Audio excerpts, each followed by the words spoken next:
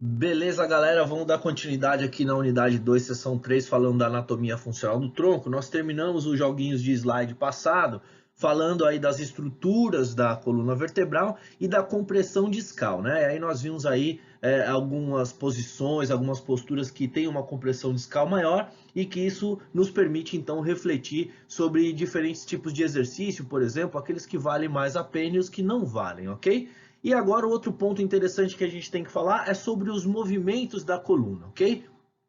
Então vamos lá. Pensando em movimento da coluna, né? Se a gente olhar apenas para o movimento que ocorre entre uma vértebra e outra, o movimento entre uma vértebra e outra, ele é pequeno. A amplitude de movimento entre uma vértebra e outra, ela é pequena, né? Agora, se nós considerarmos que a coluna é toda essa estrutura que vai desde a região lombar até a região cervical, né? Se você soma aí o pequeno movimento de cada uma das vértebras aqui, né, entre cada uma delas, aí o conjunto de movimento de todas as vértebras aí sim é considerado uma grande amplitude de movimento, né? E quais são os movimentos então que a coluna realiza? A coluna vai realizar lá quando ela é inclinada para frente, né? Então tem a flexão para frente. Embora aqui a coluna parece estar um pouco mais ereta, né? Parece mais uma flexão de quadril, mas enfim, flexão da coluna para frente. O retorno desta flexão é chamado de extensão. E quando se passa aqui, ó, faz um aumento da extensão, aí é chamado de hiperextensão. Então, flexão e extensão. Aí tem lá as curvaturas lateral ou inclinação lateral ou flexão lateral da coluna, né? Que é então essa inclinação ou flexão lateral para a direita ou para a esquerda, e as rotações, né? Rotação da coluna para a direita, rotação da coluna para a esquerda. Esses são os movimentos aí que ocorrem na coluna, ok? E aí a gente tem que lembrar que duas coisinhas aqui, né? A principal delas é que a maioria, né, a maior parte dos movimentos, eles ocorrem na região cervical e na lombar. A região cervical e lombar possuem uma boa amplitude de movimento. Já a região torácica, o movimento é muito limitado. Então, todos os movimentos de flexão e extensão, flexão, inclinação lateral e rotação, eles acontecem principalmente nas regiões cervical e lombar, sendo a torácica, então, pouco móvel. E de todos os movimentos, nós vemos aí que a coluna, ela é muito bem projetada para realizar os movimentos de flexão e extensão, onde ela tem a maior amplitude de movimento. Já os movimentos de rotação e os movimentos de inclinação lateral, flexão lateral, a coluna já não apresenta uma grande mobilidade. Então, nessas aí a gente já começa a pensar, será que ela foi projetada realmente para realizar esses tipos de movimento? Ora, sim, ela realiza, né? Foi projetada, senão nem realizaria. Mas a gente já vê aqui que ela tem o maior grau de liberdade na flexão e extensão. Isso a gente já tem que começar a considerar na hora aí de elaborar aí um programa de exercícios para essa região do nosso corpo, ok? Aí vamos pensar agora em ações musculares, né? E aí vamos começar com a extensão do tronco, né? Quem são os músculos que fazem a extensão do tronco? São dois grupos de músculos, né? Os eretores da espinha, que são músculos mais superficiais, e os paravertebrais, que são músculos mais profundos. E o interessante é que esses músculos que fazem a extensão do tronco, eles percorrem a coluna toda, eles percorrem a coluna de cabo a rabo lá e eles estão em pares, né? Então tem esses mesmos músculos do lado direito e esquerdo. Ou seja, para criar extensão, eles precisam ser ativados em pares, né? Os dois lados. Do contrário, se for ativado só de um lado ou de outro, vão haver aí os movimentos de rotação ou de flexão lateral da coluna, ok? Então, tá aqui, ó. Esses são os músculos eretores, os eretores da espinha, né? Que são os músculos mais superficiais. Então, lá tem o ilho costal, aqui, esse músculo aqui. Tem o longuíssimo, que é esse músculo aqui. E tem o espinal, que é esse músculo aqui. E veja que esses músculos, eles percorrem lá a coluna como um todo, né? Eles percorrem a coluna como um todo e eles estão dos dois lados aqui, ok? Eles estão em pares dos dois lados. Aí, numa superficial, mais profunda, estão lá os paravertebrais, né? Tem lá os intertransversários, eles ligam ali, estão entre os processos intertransversais. Tem os interespinais, eles estão entre os processos espinhosos aqui. Aí tem os rotadores da coluna, que estão entre os processos intertransversais e interespinais. E também os multífidos, também entre os processos intertransversais e espinais. Esses músculos também eles estão em pares dos dois lados da coluna e esses então são os principais, junto lá com os músculos mais superficiais, eles são responsáveis pela extensão da coluna quando solicitados em pares ou rotação e flexão lateral quando solicitados de um lado ou de outro. Já aí pensando na extensão do tronco ainda, né?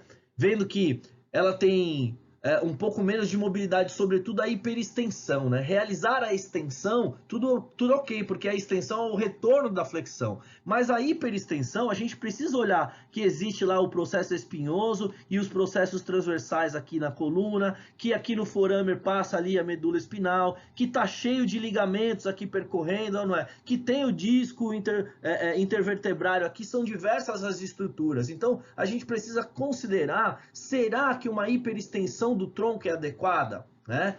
Nos exercícios, se for para realizar um movimento de hiperextensão pensando em um exercício de mobilidade, tudo, até tudo bem a se considerar. Mas quando a gente pensa que essa hiperextensão, né, vai acabar comprimindo aqui essa região mais posterior aqui das vértebras e que ali no forâmen passa a medula espinal, que aqui está cheio de ligamento, cheio de estruturas que podem ser pinçadas, a gente precisa rever a execução de exercício. Como, por exemplo, esse exercício clássico aqui de extensão no tronco lá na musculação, a pessoa tem que fazer a flexão e quando ela retornar, o ideal é que ela retorne e fique alinhada aqui, ó, que a coluna dela fique na posição ereta alinhada aqui. Realizar essa hiperextensão, né, essa hiperextensão lombar aqui, você corre mais chance de ter algum pinçamento, aí uma compressão de alguma das estruturas que não é interessante. Então, nesse sentido, além desse tipo de exercício, a gente precisa reconsiderar se esse tipo de posição aí no final de um levantamento terra ou de algum exercício aí, não é, se essa posição aqui da lombar aqui, ela é adequada.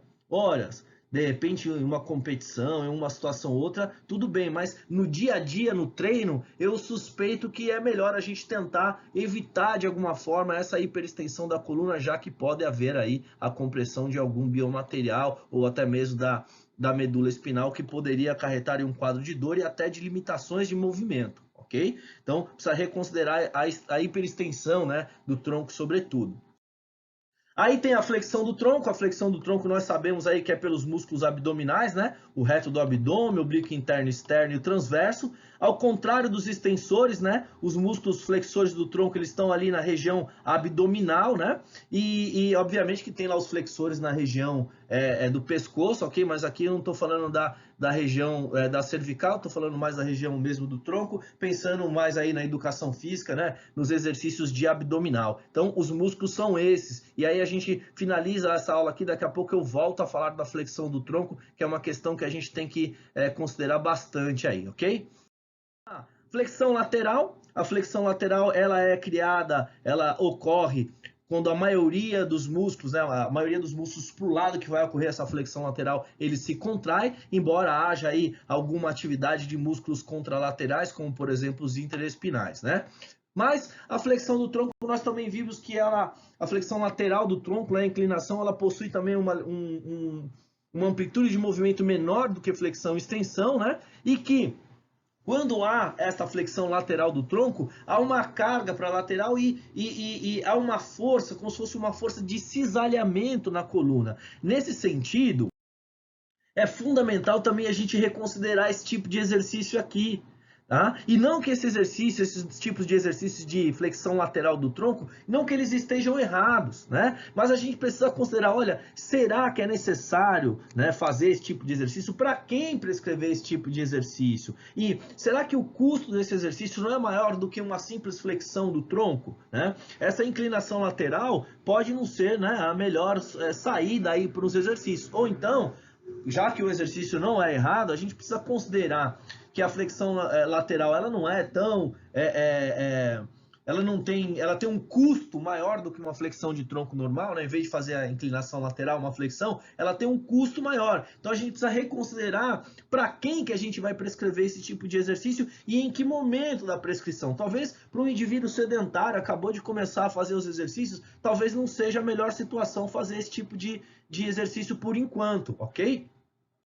Em relação à a rotação do tronco ela ocorre com a ação muscular gerada em ambos os lados da coluna, tá certo? E a rotação a gente precisa pensar com carinho nesses tipos de exercício, né? Veja aqui o sujeito, nesse exemplo aqui, o sujeito está sentado, que já tem compressão discal maior, e aí ele está fazendo uma rotação da coluna. Será mesmo, pensando lá nos discos intervertebrários, será que a coluna foi projetada, muito bem projetada para realizar a rotação? Olha, ela realiza. É necessário um monte de atividade esportiva e até no dia a dia é preciso, né, em alguns momentos rodar a coluna. Mas será que durante o treinamento, será que a ideia não é a gente pensar em fazer exercícios que venham preparar o sujeito para quando ele fizer a rotação do tronco ele faça com maior segurança? Ou a ideia é ficar colocando um monte de rotação do tronco em exercícios? Precisa tomar cuidado com a rotação do tronco, né?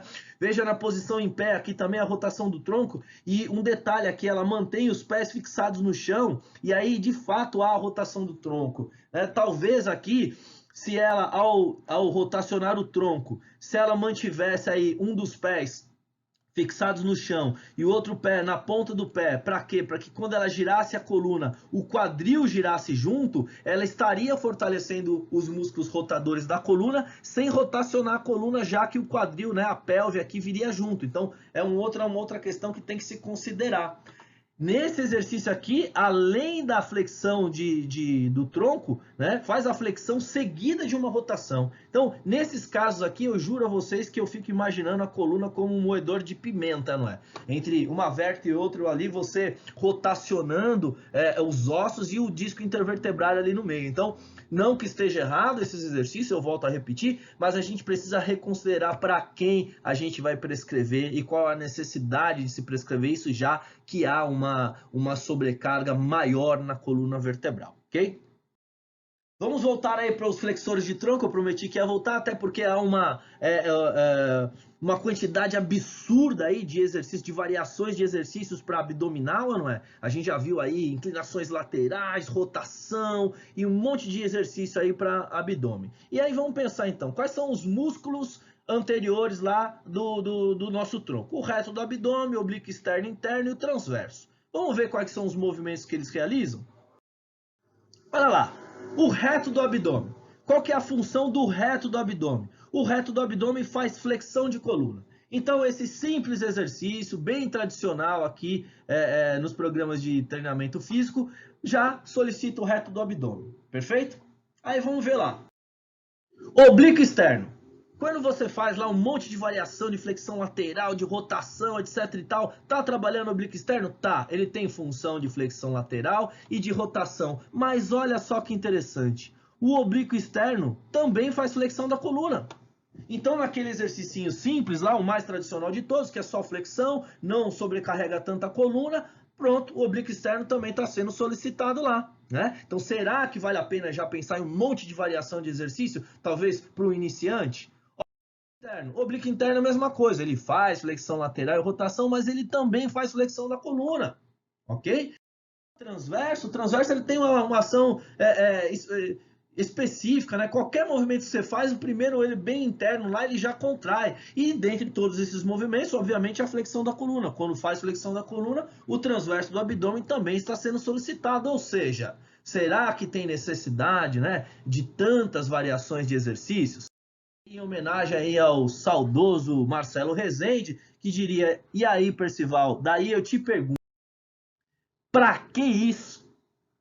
Para que esse tipo de exercício? Para que tantas variações de exercício? Esse tipo de exercício aqui, há quem ainda faça essa inclinação lateral e quando chega aqui em cima ele ainda faz uma rotação. Não, porque eu vou trabalhar oblíquo, vou trabalhar...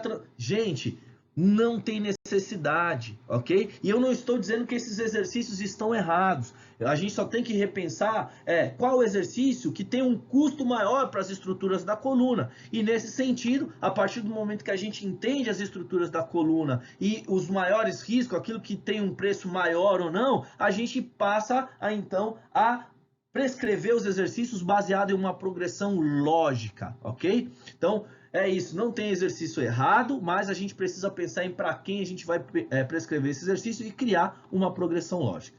Ficamos por aqui, galera. Um grande abraço a todos vocês.